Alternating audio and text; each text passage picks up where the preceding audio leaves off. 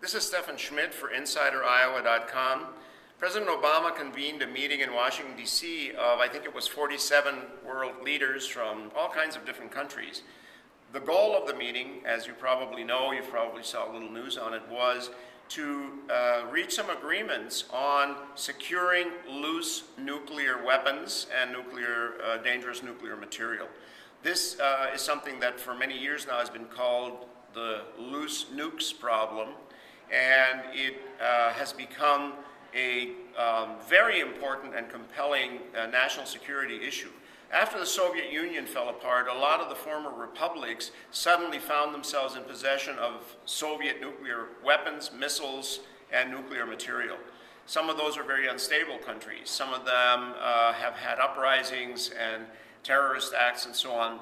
And so we began right away to try and buy out and store away and secure these missiles and these nuclear materials. And we've done a good job, but there's still too much of it out there. With the rise of terrorism, which is now unprecedented in the world, I mean, there's never been as much terrorist activity around the world as there is today. There is now an increased fear that some of these weapons may fall into the wrong hands. And it is remarkable that all these countries, including the big ones, Russia, China, India, some of those countries, decided to accept President Obama's invitation, the offer by the United States, really not just Obama, to become the coordinator for securing and storing and protecting this material. This is a great victory for American leadership internationally. And what we now see is that even countries that before were fairly sloppy in their management of their nukes have come to realize that that material and those weapons are as dangerous for them as countries as they are for the United States and international communities.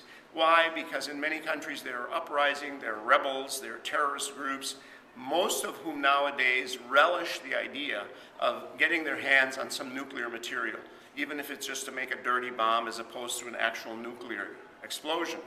And so once again, now we are revisiting the issue of loose nukes, and I think most Americans ought to inform themselves about it, ought to read a little bit about the history of how proliferation took place, and inform themselves about this very important issue that is important for national security and important for world peace as well. This is Stefan Schmidt for InsiderIowa.com. We'll follow this story for you as well.